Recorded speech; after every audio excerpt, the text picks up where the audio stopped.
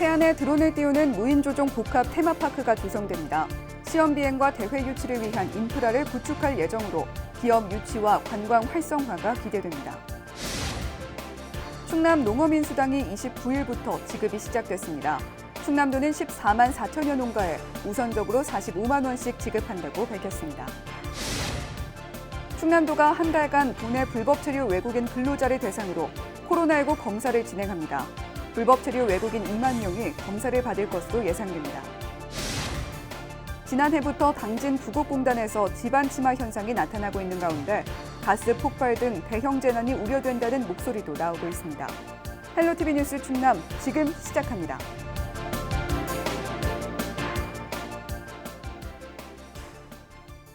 여러분 안녕하십니까? 헬로티비 뉴스 충남입니다. 무인 항공기인 드론 시장 급속도로 성장하고 있죠. 드론 시험 비행도 하고 대회도 열고 누구나 체험할 수 있는 드론 테마파크가 전국 최초로 태안에 들어섭니다. 지역에 미칠 파급 효과도 상당할 것으로 기대되는데요. 한범호 기자가 전해드립니다. 촬영은 물론 농업이나 인명구조, 나아가 대기오염물질 단속에도 사용되고 있는 드론.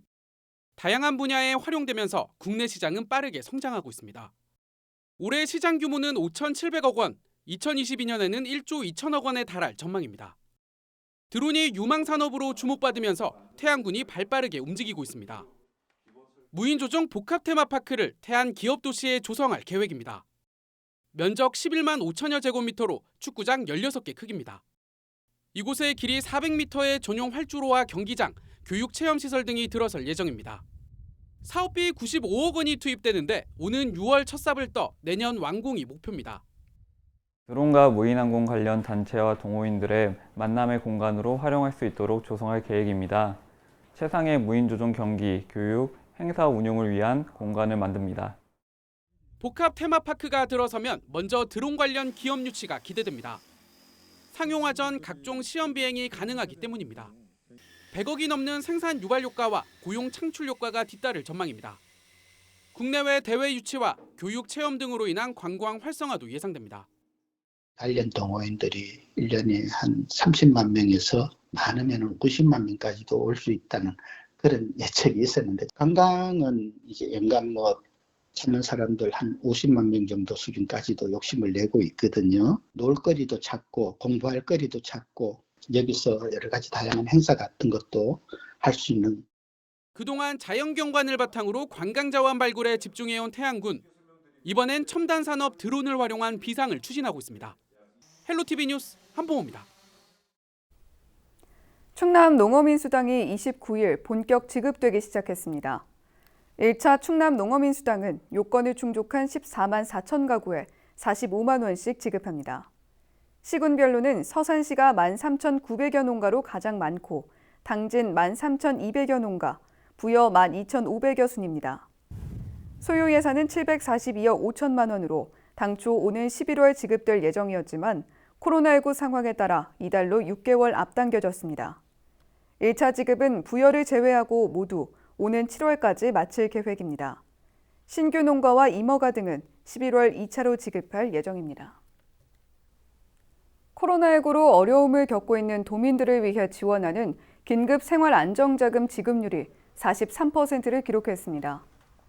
충남도와 15개 시군이 자체적으로 마련한 생활안정자금 1,500억 원 가운데 644억 원을 지급해 목표의 절반 가까이를 지급했습니다. 소상공인과 실직자를 포함해 모두 6만 6천여 명이 혜택을 받았으며 택시 버스업계 지원 대상자도 전원 지원받았습니다. 충남형 생활안정자금 대상자는 15만 명으로 이들에게는 최대 100만 원의 생활안정자금이 지원됩니다.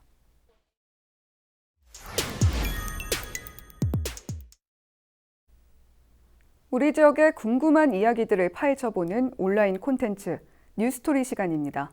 당진 부곡공단에서 지난해부터 집안 침하 현상이 나타나고 있습니다.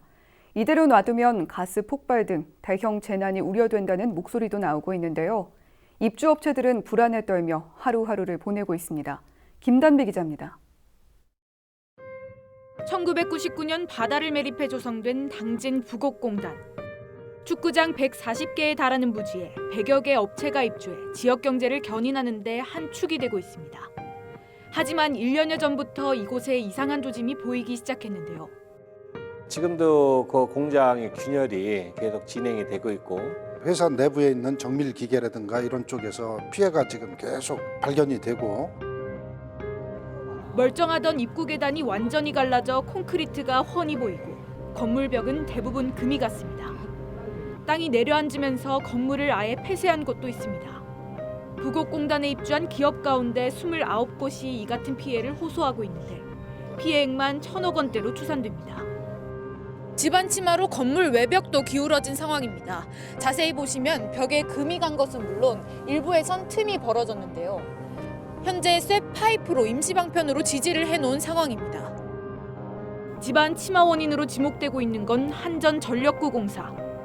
전기 공급 시설을 설치하기 위해 지하 60m 깊이의 터널을 골착하는 과정에 하루 700여 톤 이상의 지하수가 배출됐기 때문인데요.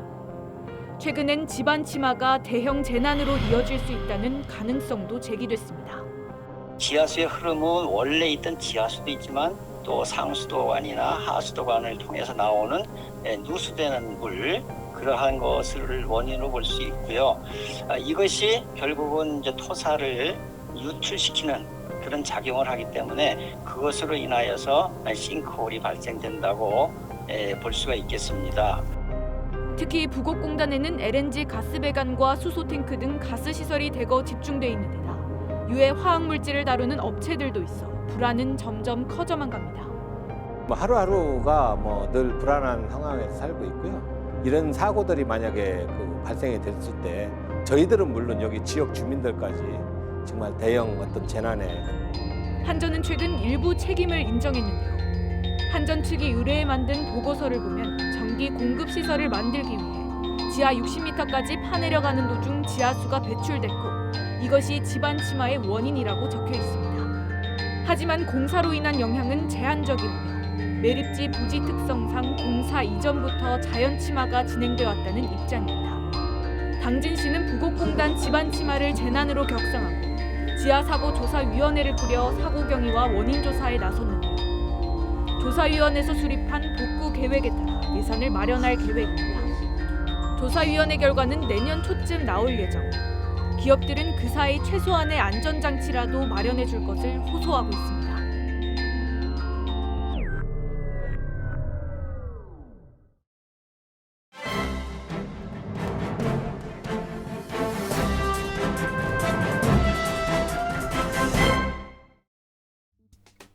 신문브리핑 충청투데이 기사입니다.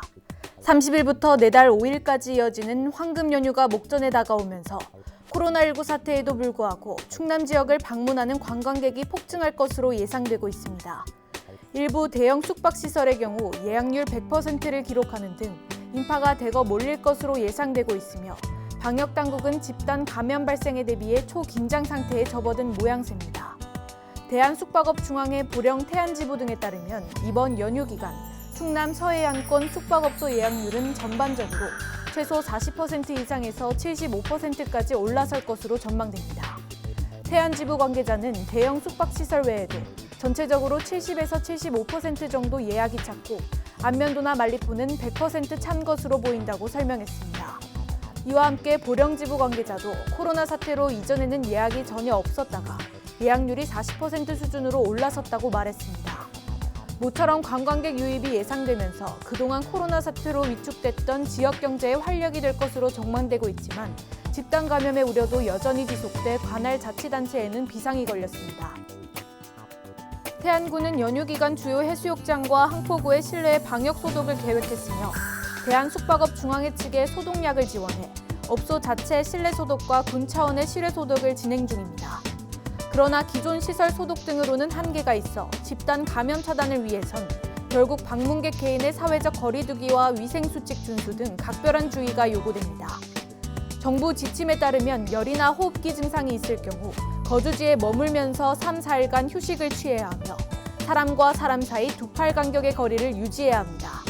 또 매일 2번 이상 환기하고 식사 전후와 화장실 이용, 외출 등 이후 코를 풀거나 기침한 뒤에는 흐르는 물에 비누로 30초 이상 손을 씻거나 손 소독제를 이용해야 합니다.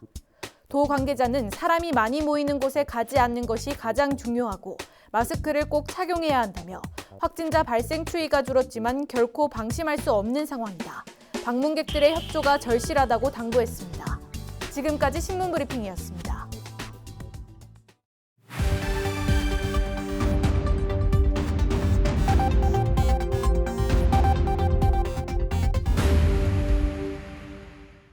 시청자 여러분 안녕하세요. 주민 여러분의 교통안전을 책임지고 있는 태안경찰서 장은효 순경입니다. 사고 현장에 담긴 블랙박스 영상을 통해 교통안전 수칙을 점검해보고 있는데요. 오늘의 첫 번째 영상부터 만나보겠습니다. 지난 1월 아산의 한 도로를 비추고 있는 CCTV 화면인데요. 신호대기를 위해 멈춰서는 승합차를 뒤따르던 차량이 추돌하는 사고가 발생합니다. 피의자는 혈중 알코올 농도 0.193%의 만취 상태로 운전하다 사고를 냈는데요. 단 한 잔이라도 술을 마셨다면 운전대를 잡아선 안 됩니다. 음주운전은 자신뿐 아니라 자칫 여럿 인명을 앗아갈 수 있는 중대범죄라는 사실 꼭 잊지 마시길 당부드립니다. 다음 영상 계속해서 보겠습니다. 지난 1월 공주의 한 도로 블랙박스 차량이 중앙선을 왔다 갔다 하는데요. 얼마 못 가 마주오던 차량과 정면 충돌합니다. 졸음운전이 불러온 안타까운 사고인데요. 졸음운전은 음주운전에 비해 사망률이 1.7배 이상 높습니다. 한창 주행 중에 사고가 발생하기 때문인데요. 피곤한 상태에서 운전을 해야 할 때는 졸음 쉼터나 휴게소에서 충분히 쉬어가는 것이 가장 좋은 방법입니다. 다음 영상 이어서 보겠습니다. 지난 1월 저녁 시간대 공주의 한 도로 가로등이 없는 편도 1차선 도로임을 볼 수 있습니다. 주행하던 차량이 갑자기 나타난 무언가와 충돌하는데요. 무단횡단하는 보행자였습니다. 불행 중 다행으로 크게 다치진 않았는데요. 시야 확보가 어려운 야간에 발생하는 사고는 안타까운 사망사고로 이어지는 경우가 많습니다. 무단횡단은 언제, 어디서, 어느 경우에라도 절대 금물이라는 점 꼭 명심하시길 바랍니다. 지금까지 블랙박스로 본 교통안전 장은효 순경이었습니다.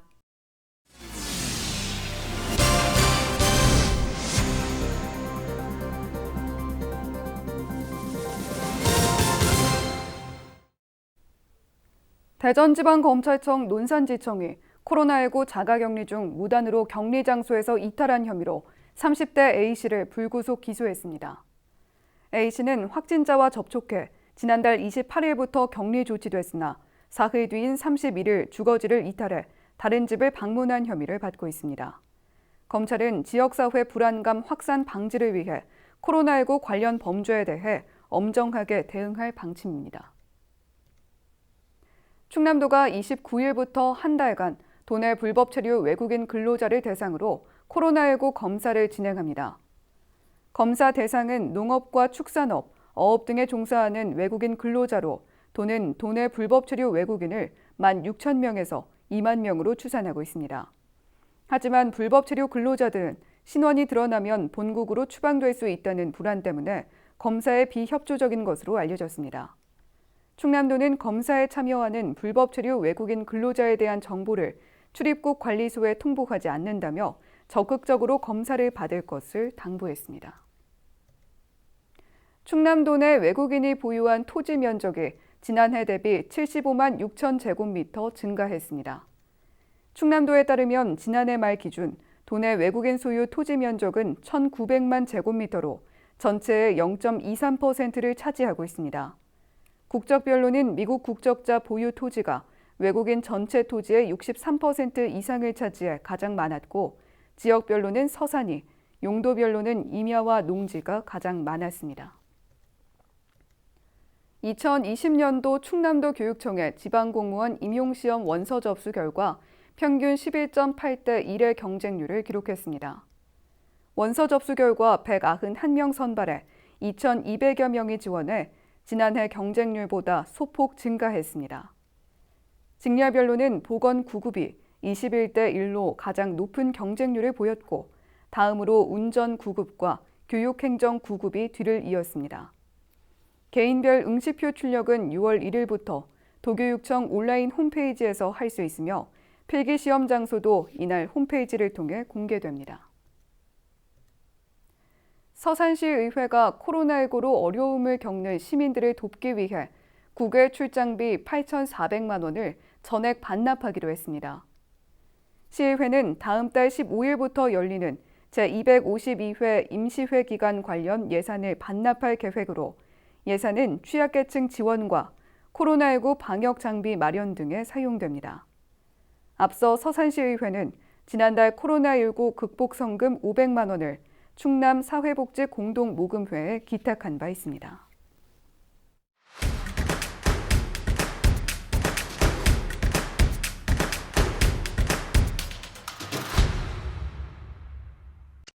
충남 소방본부가 코로나19와 싸우는 의료진 응원에 나섰습니다. 덕분에 챌린지에 동참한 소방관들은 감사와 존경을 뜻하는 수어로 엄지손가락을 치켜들었는데요. 도내 16개 소방서장과 충청 학교장도 영상으로 참여해 감사의 뜻을 전했습니다. 손정호 본부장은 밤낮 없이 헌신하고 있는 의료진 여러분께 감사와 존경의 마음을 전하고자 캠페인에 참여했다고 밝혔습니다.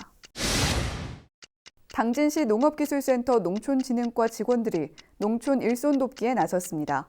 29일 신평면에 있는 고령의 농가를 방문해 고추 정식 작업을 도왔는데요. 일손이 부족해 걱정이라는 소식을 접하고 지난주 꽈리고추 수확에 이어 두 번째 봉사를 추진했습니다.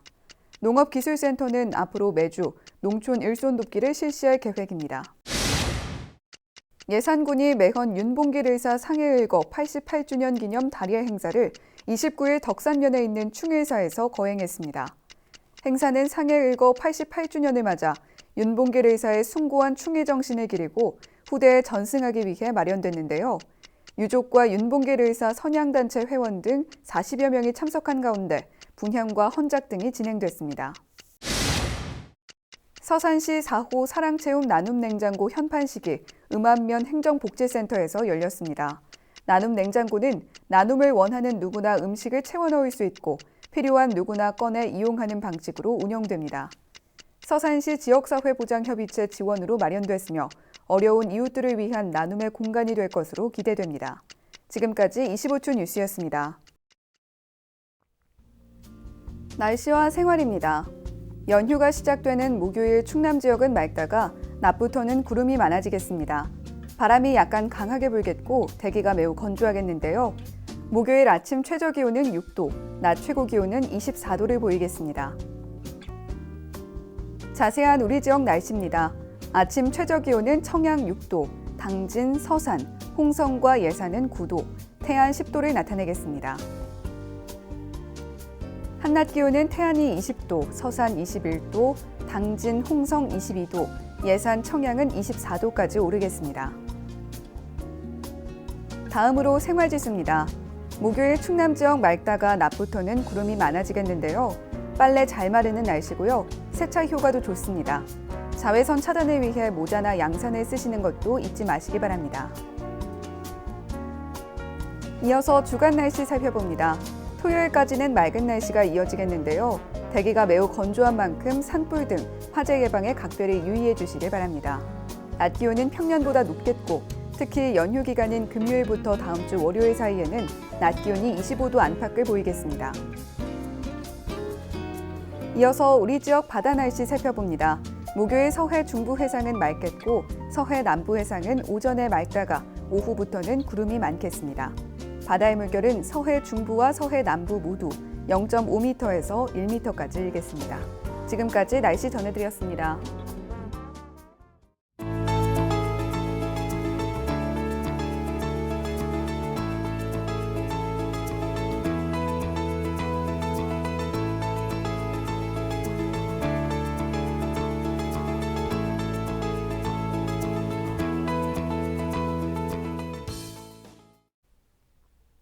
헬로티비 뉴스 충남 오늘 저희가 준비한 소식은 여기까지입니다. 저희는 언제나 지역 주민 여러분 곁에 있겠습니다. 함께해 주신 여러분 고맙습니다.